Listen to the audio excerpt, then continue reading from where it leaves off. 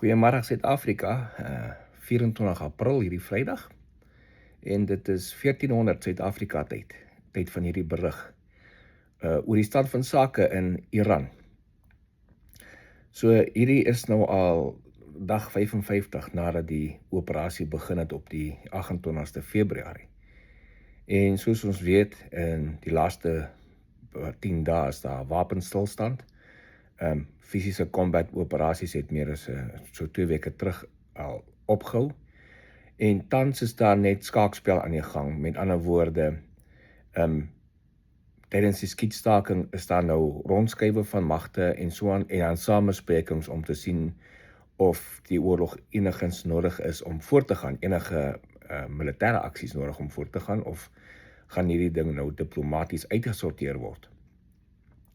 Intussen word die samesprekings is op hold, want soos ek al voorheen 'n hele paar keer berig het, daar's chaos onder die leierskap in Iran. Hulle kan nie eers saamstem oor 'n selfe ding nie. So mense kan nie met so iemand onderhandel as die mense wat in die samespreking is nie eens met mekaar kan saamstem nie. En dan ook die probleem is, hulle supreme leader, Mojtaba Khomeini, wat in 'n gat wegkruip, wat ernstig gewond is. Dit sal bevestig, hy's ernstig gewond. Ek het eers gedink in die begin, hy's dalk dood, maar ek het gedink hy's definitief ernstig gewond, want vandat hy die supreme leader geraak het, nog nooit eers sy gesig gewys nie. So hy's bevestig dat hy baie ernstig gewond is. En wat mense ook weet, dat die ou is ook gay. Weet nie hoe lekker werk het vir hulle radikale moslems, dat hulle supreme leader ook gay is nogal, by dit nie. Maar dit is deel van al die infighting tussen hulle. Daar is leierskapprobleme. Elke ou wil leier wees en niemand vertrou mekaar nie, en die IRGC, hulle wil alleen leier wees. So, solank as daai aan die gang is, gaan daar nie samesprekings kom nie, want jy kan met wie praat jy? So president Trump het duidelik gemaak, ek gaan julle los, sort julle mekaar uit, en dan praat ons. Intussen bly die blokkade waar hy is. Die blokkade het begin op die 8ste April. So, net so 'n bietjie opdatering oor die blokkade, die sukses van die blokkade. Huidiglik enige skip wat met Iran wil besigheid doen, word gekeer, in of uit Iran. Selfs die skepe wat voor die blokkade uitgekom het met olie, op pad China toe of ander plekke toe, word nou in die Indiese Oseaan of die Pacific Oseaan geïntersep. Daar was 20 April 'n tanker geïntersep in die Indiese Oseaan, die Tiffany tanker wat op pad was China toe.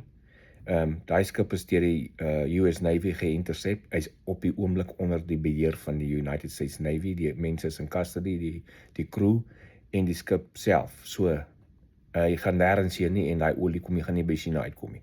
En nog 'n tanker wat op Woensdag, die 22ste geonderskep was die tanker, die Majestic. Hy is ook onder US military control.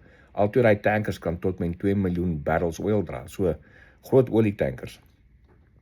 Operasies in die Indiese Oseaan en die Stille Oseaan gaan voort om ander skepe wat voor die blokkade begin het uitgekom het, wat van Iran olie af wegvat na China en ander rigtings toe. Daai operasies gaan voort vir onderskepping in die oop see.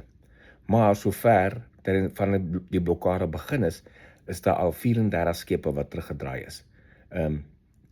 Wat either by Iran wil inkom, of wat van Iran wil uitry. Hulle kon nie verby die blokkade kom nie. Net een het probeer, die Tuska. Een het probeer deurkom, containerskip, maar ons almal weet wat met hom gebeur het. Hy het vir 6 ure lank het die Amerikaanse vloot hulle waarskuwings gegee, en op die radio gewaarsku, hulle het net geïgnoreer.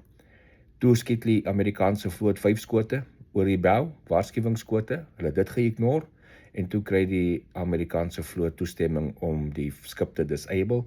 Toe skiet hulle 9 inert rounds in sy engine kamer in. Inert ronde is 'n ronde wat net 'n stuk staal is, daar's niks, plofstof was niks aan nie.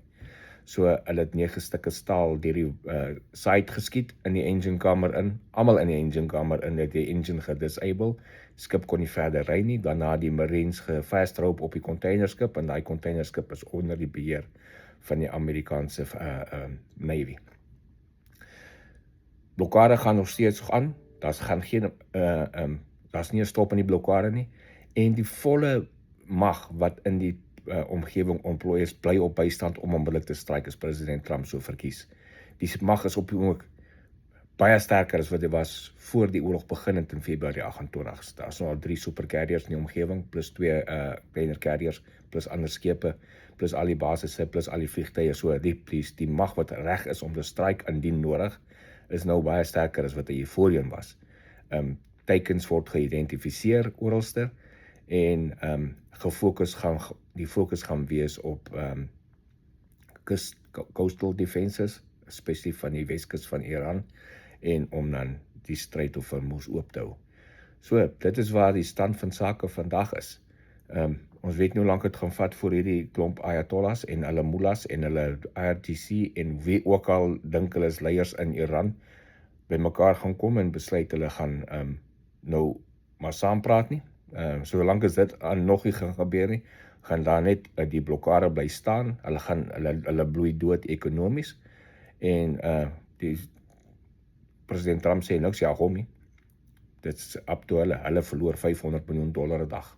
Dis vir hulle om te besluit wanneer wil hulle weer 'n inkomste hê en wanneer wil hulle weer besigheid doen met die mense rondom hulle. Dis dan die stand van sake. Geniet die dag verder.